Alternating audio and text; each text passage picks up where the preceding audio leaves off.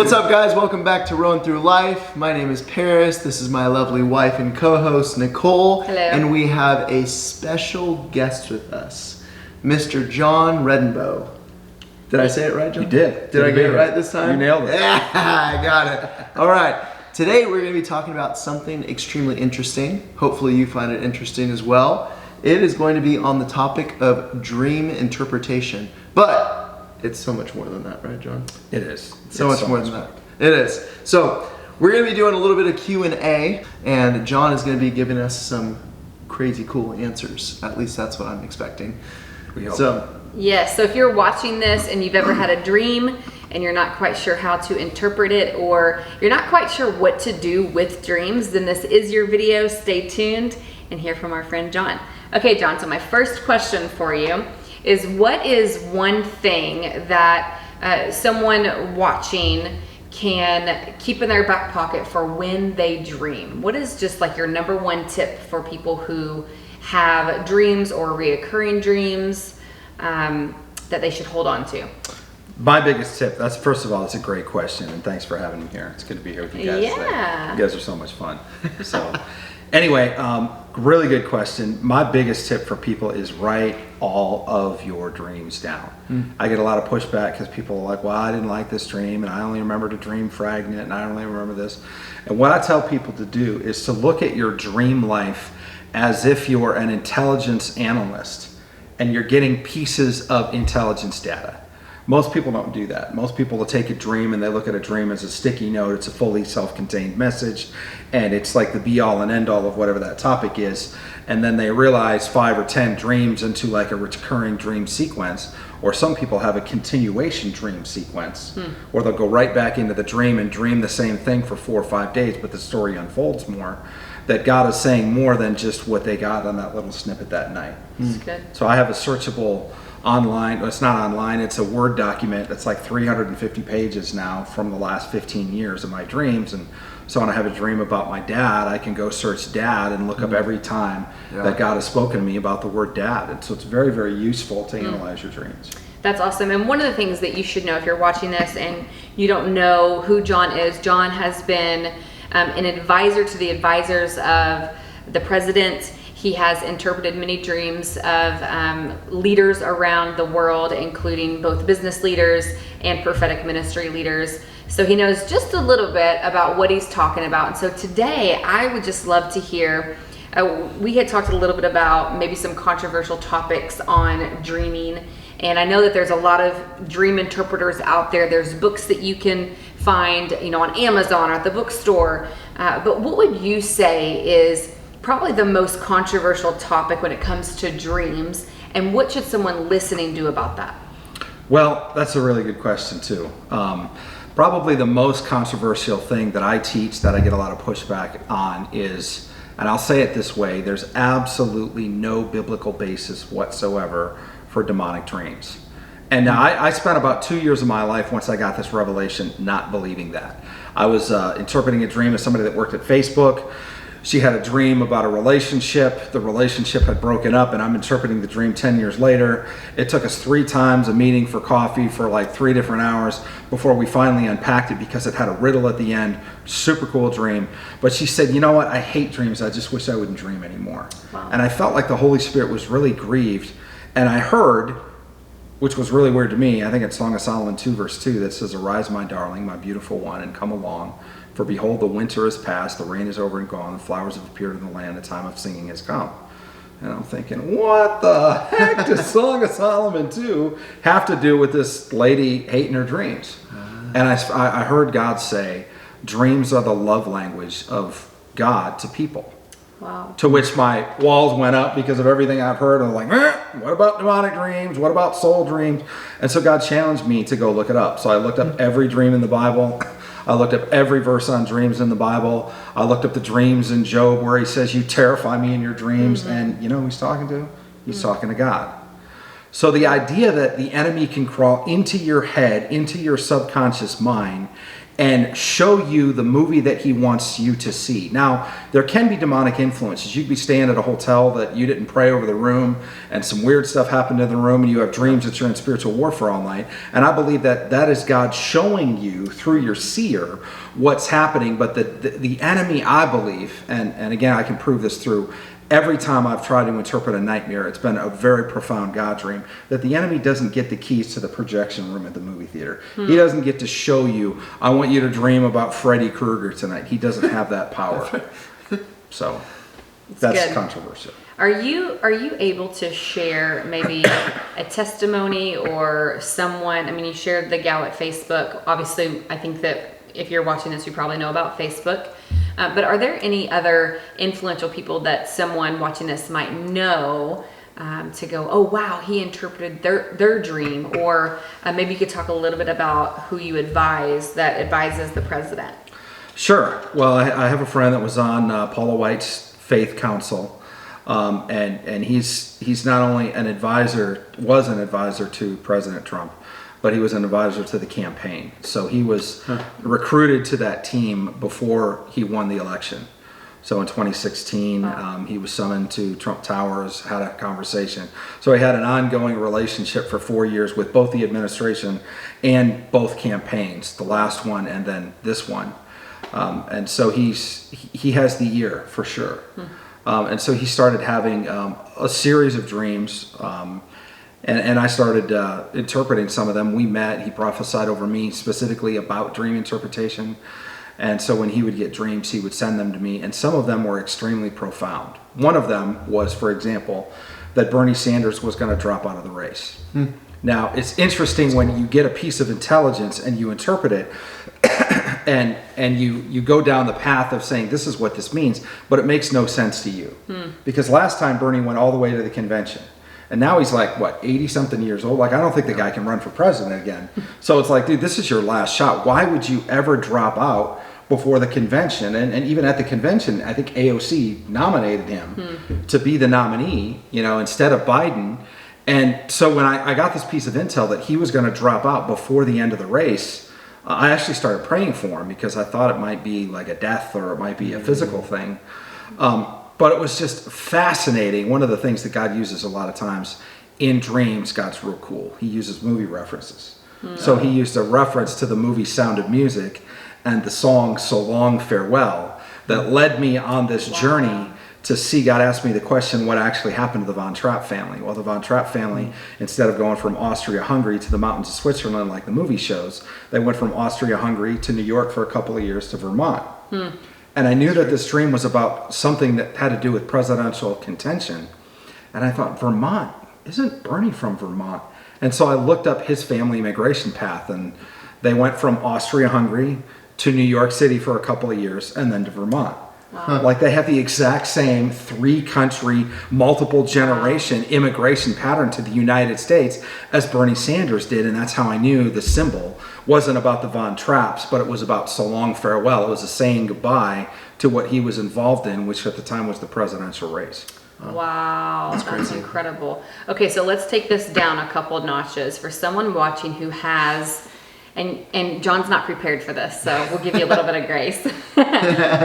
But if someone is dreaming about, let's say, cars, they have a car in a dream. Maybe it's not recurring. Maybe they've had a dream. Maybe you're watching this and you've had a dream recently and there's been a car in it. Do cars always represent the same thing? Could it represent different things? And what does that mean? I can't tell you how much I love this question. Oh, yay. Because it's like the standard go-to symbol that everybody that interprets dreams almost without fail says cars mean ministry. I work with guys that are CEOs of $100 million companies. I don't think cars mean ministry for them. And what happens is there's a whole, this is probably the second most controversial thing. I like this. Is the idea of dream dictionaries. I think dream dictionaries are great for kindling. Like, I don't use dream dictionaries at all. And I'm not saying there's not value in dream dictionaries. I'm saying what I would rather do, instead of teach somebody how to look up a word in the dictionary, I would rather teach them how to hear the voice of God. And so the dream interpretation that I do, which I've had some prophetic leaders say, man, the stuff that you do is completely different than anybody else we know. It's because I have a process called the Joseph method, modeled after what Joseph did in the Bible. It's not a hard and fast thing. It's just a way of doing things that tends to work. But it's, we write down the symbols and we ask God what each symbol means, and it comes to our mind as a word of knowledge. And sometimes you'll get crazy off the wall questions that'll lead you to an answer that if you were looking stuff up in a dream dictionary, you never would have got close. So no, they don't always mean the same thing. Cars, what's the difference between a car, a boat, a plane, a bus? You know, I say a lot of times all of them represent some level of either going somewhere or a vehicle to destiny, especially if it's your car. And for people in ministry, which are what a lot of dream interpreters are, they're people in ministry, to them it may mean ministry, and that's great. But to a CEO or to somebody in government service, it may mean the path forward or the path to advancement. The path forward of the path to advancement. Okay. Yeah, I just randomly thought about car. I kind of forgot that that's a popular symbol. It's like the most common. So you nailed it. What would you say to someone listening who has had, you know, you talked about demonic dreams earlier and how you don't believe that that's actually a thing, that it's always God, but what would be the first task for someone listening to this who feels like they've been having demonic dreams or nightmares or scary things happening in their dream where they're going, really, this guy is saying it's God? Like, God wouldn't do this to me, or God wouldn't say that to me.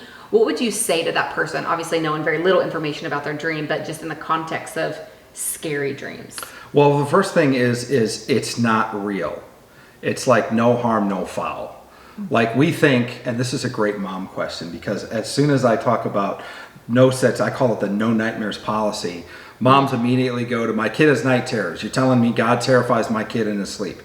No, that's not what I'm saying. But what I'm saying is there's an answer, and we can go down the road of those questions. But if something happens that's really scary in a dream, dreams are like virtual reality. It feels visceral and raw and real. And because it feels real, a lot of people get offended when bad things happen, and they wake up and they're in a cold sweat and they're scared to death, and they just saw a car crash or their child die or something, you know, horrible happen, and they immediately think, what would I do in real life? Well, certainly this couldn't be of God, and so they rebuke it. And what I'll tell you is the volume control for God in dreams is very vivid dreams, recurring dreams, and nightmares. Now, consequently, people that believe that there's demonic dreams and soul dreams and God dreams, the dreams that they believe are prophetic or God dreams are the ones of God speaking very loudly. And personally, for me, I believe it's just an immaturity in the seer gift as a dreamer.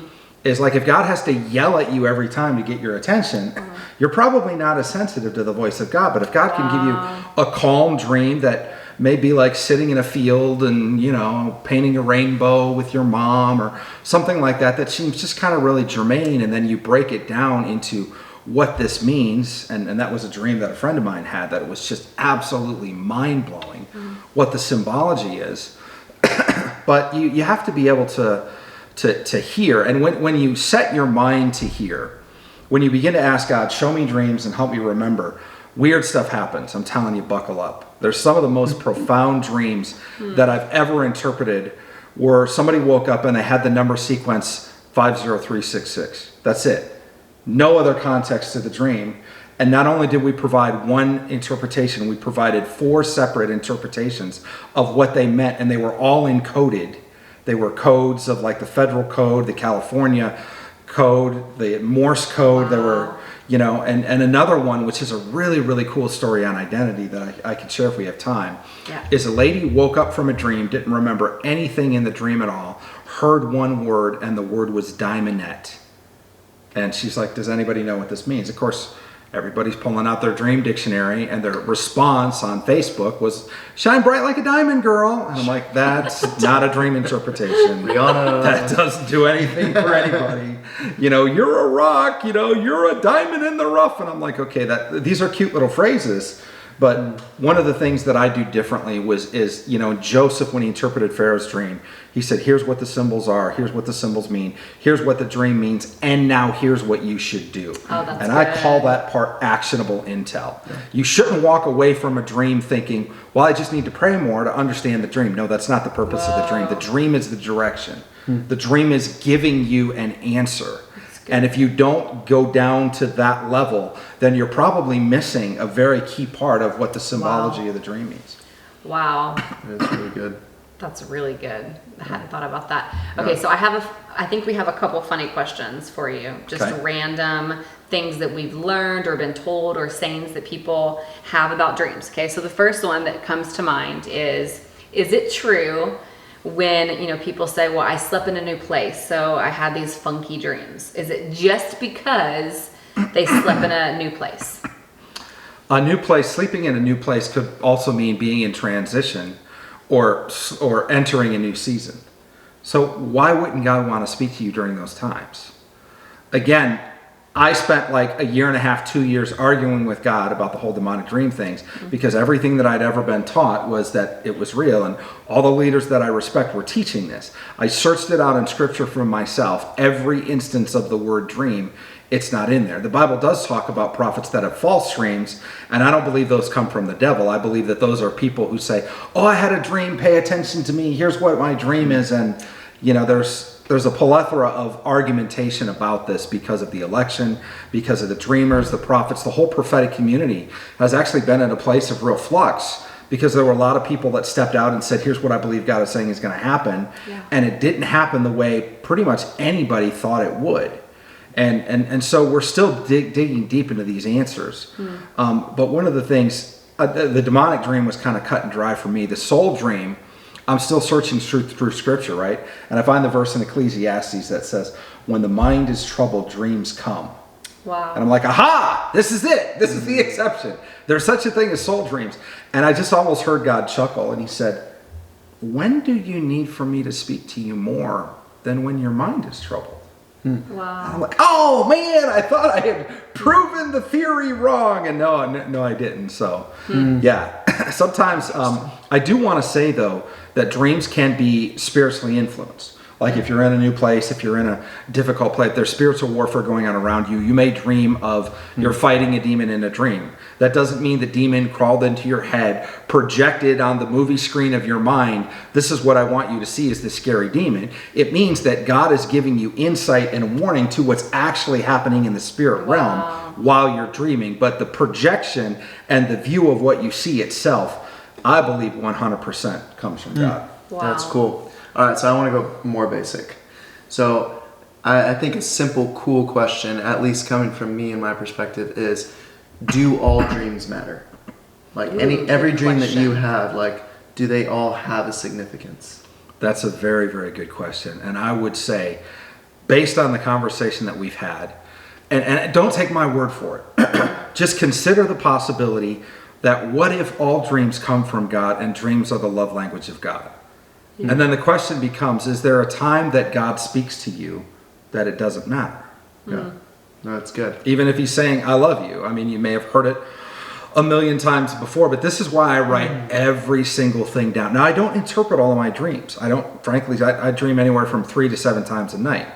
And then sometimes, a lot of times, I'll position myself to take a nap during the day so I can hear from God again. By the way, I call taking naps gathering intelligence. There you go. Amen. So, it sounds way cooler more of that. than like, oh, I needed to take a nap today. Right. Say, I'm gathering intelligence. So tomorrow, babe, I'm gathering some intelligence, No, we'll take turns.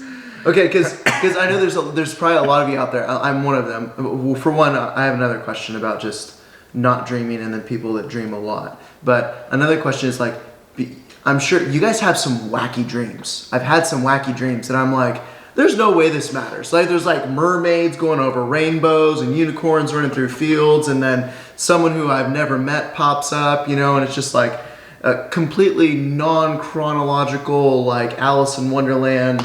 It's the equivalent of I took drugs before I went to sleep. Which he didn't, but he's just giving an example. But it's like, I think those are the times where like, surely, like this doesn't make any sense. Like, That's a good question. there's no order, there's no nothing. And so I've found myself where I'm like, there's no way this makes sense. It's just, it's too silly, it's too outlandish for it to matter.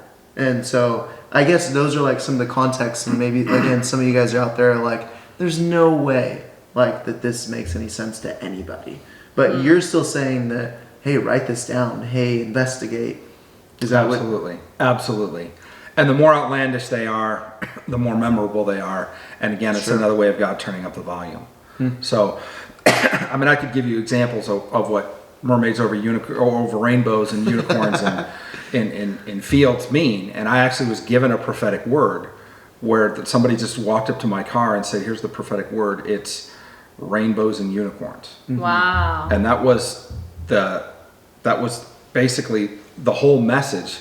And it was really, really interesting because it was something that I had struggled with, was just the idea of kind of being really colorful and really playful. And I was like, where is this in dreams? Like, this shouldn't be in my dreams. What does this mean? It's kind of goofy. It's like cartoon character stuff, not something that I would think in a serious conversation about God. But then you really begin to understand the figurative language of God. And one of the things is like double entendres, saying something that sounds like something else, but it has a different meaning. Wow. And so you can see that when you see like unicorns. Like, to me, unicorn means, a tech company that went from 0 to $1 billion valuation in a year. Yeah. So unicorns running through fields could represent either a wide open area. It could represent a new domain or a new industry, or it could represent a place of harvest. Wow. And so I've had dreams and interpreted dreams about unicorns. That's why I say that. But I always tell people that context matters. So people want to pull out, what does the car mean? And it doesn't mean the same thing in every case. It can mean a lot of different stuff, but it's fun. Yeah, no, that's Symbols cool. are cool. So on like a practical level, with someone who has no experience, if you had like, here's your first step, because like you said, it takes some creativity to unpack. Like you're saying, everything has context. So you could say there's a unicorn in a field, but sometimes you've got like, 5 things happening at once in a dream, and then it's like a hard stop, and then something else happens that are completely unrelated. Yeah. But when you have so many factors and variables, it can seem overwhelming. So you're like, it almost sounds like, okay, you take the unicorn and you take the field, and then there's rainbow. That's 3 in and of itself, and there could be a lot more. It could have been windy or whatever. And so I think for a lot of us, it seems overwhelming to be like, how am I supposed to break every single aspect of this dream down? Like, a unicorn could be something unique. A field could be a new domain. A rainbow biblically is that God would never flood the earth again. That's a promise. So anyway, it's just like, what are some basic tips for people who have a lot going on that are like, I don't know what to do with this on their own? Well, first of all, it's helpful to seek out somebody that love, and trust in dream interpretation. Especially if you have a sense that this is an important, significant dream, or this is a prophetic dream, or especially if it scares you, or if it's reoccurring. Those types of dreams, I would definitely seek out, get the interpretation on what those mean. Yeah. But writing dreams down, again, is probably the most important thing. But the second part is what I talked about. I call it the Joseph method.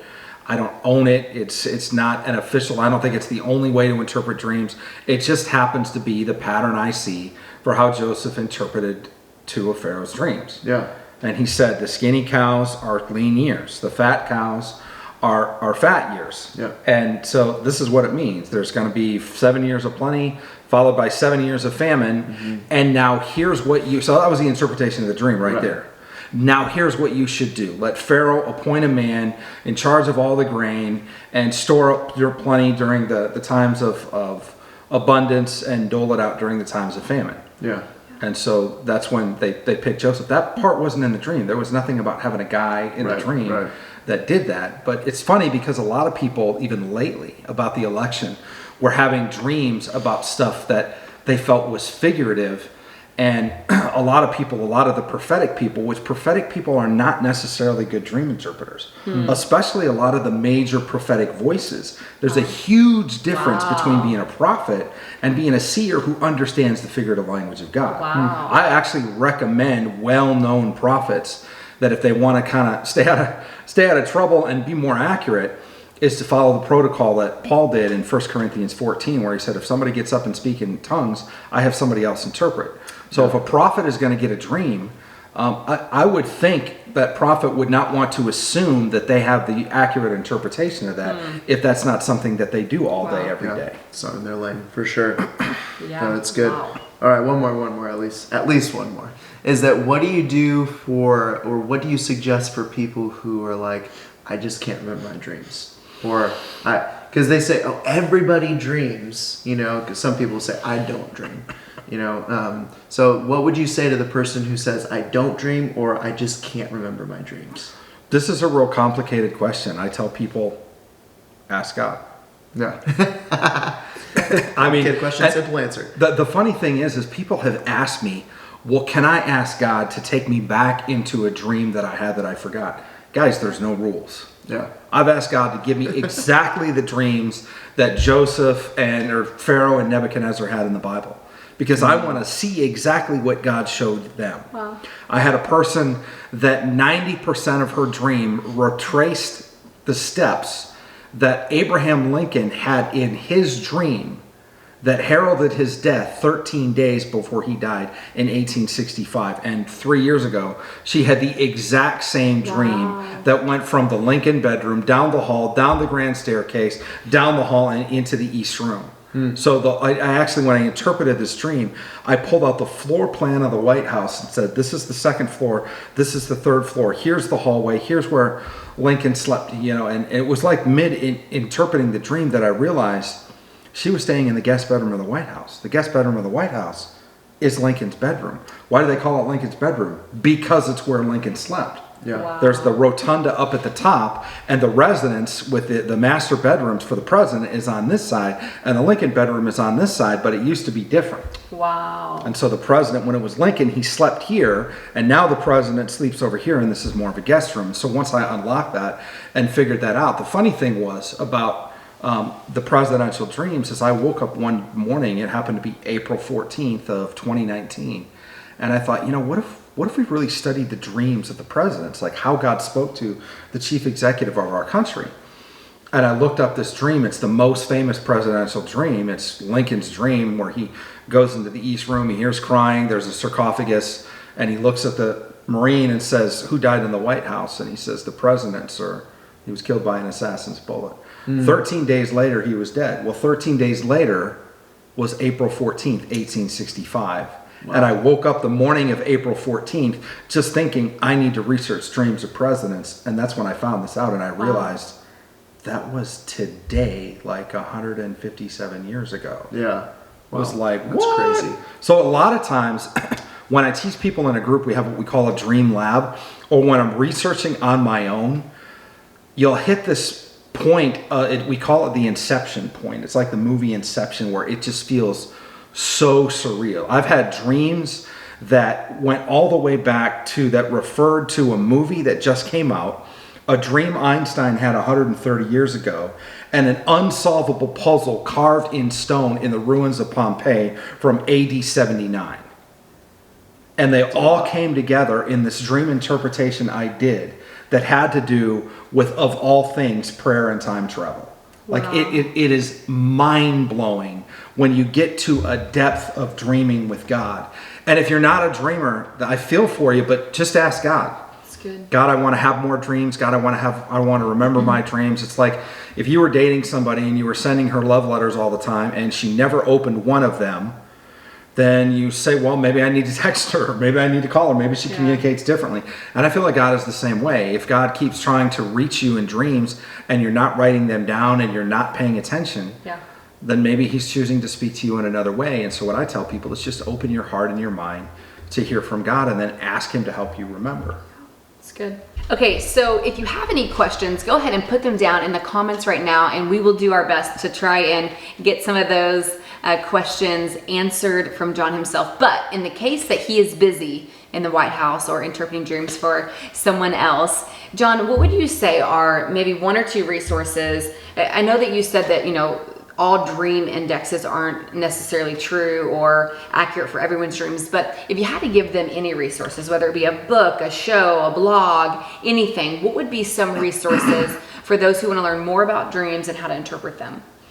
Well, two sources that I would give you. The first one sounds kind of germane, but it's the Bible. And here's what I did. I got tired of looking up all the dreams and trying to read them over and over again, so I just cut and pasted all the dreams and put them into, it's really an ebook. I don't even charge for it. I just threw a cover on it and said, here's the 27 dreams or whatever it is in the Bible, and then here's all the verses on the dreams. Oh, that's and cool. when I want to know about dreams, I just read through it and then I'm remembering, oh yeah, this happened in Daniel's dream, and I'm able to see patterns.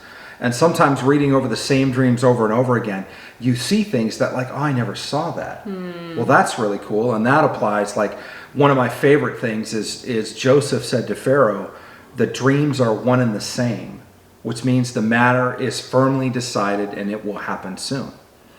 And so a lot of times when somebody says, I have two dreams, and then God initially, he would tell me at the end of the second dream, the dreams are one and the same. And I know that means the matter is firmly decided and it will happen soon. Wow. But it started happening when I would sit down with somebody and they say, I have a dream, and God would tell me right then. They're not telling me two dreams, they're telling me one. Wow. And I used to just go ahead, and now I've learned to stop and say, stop, Nicole, the dreams are one and the same. Wow. And they look at me like, what are you talking about? You know? And then I said, just remember I said that. And then we'd go 45 minutes later, we're done interpreting the first dream, and then she'll say, oh yeah, that reminds me, I had another dream. And I said, remember when I said the dreams are one and the same? You don't even have to tell me the dream. I know it means the same thing. Wow. And then it becomes this big revelation to them that, wow, how did you do that? Like God told you that the dreams meant the same thing before you even knew there was a second dream? Yeah, it actually happens all the time. Wow. So by studying the Bible is probably the best thing, because there's a lot of people that have a lot of opinions on dreams. The second thing I would say is study your own dreams.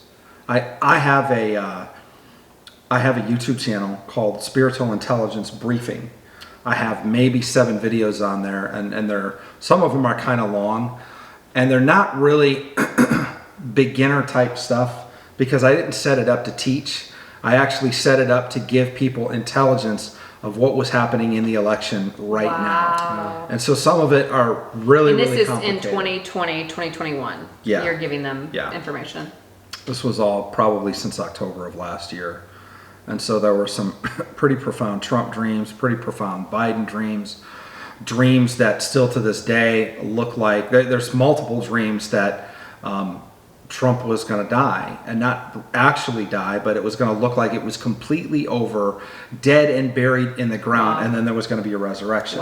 And we've seen that probably 5 or 6 times in multiple dreams from different movements and people all over the country. And so that's why, by the way, if you're wondering why there's so many people that are holding on to the idea that Trump could come back and even though the election has clearly been decided, that Trump could come back and there could be a resurgence of his popularity and even his position as president, the reason is because there's been very, very credible words. And one of the problems with the prophetic that I see is a lot of people, they look at their words and they don't look at anybody else's. When we do spiritual intelligence, I want to look at all of the prophetic words about a subject, and then all of the dreams I can get my hands on, and then I have multiple data points, just like the FBI or the CIA would if they were going to look at an intelligence question.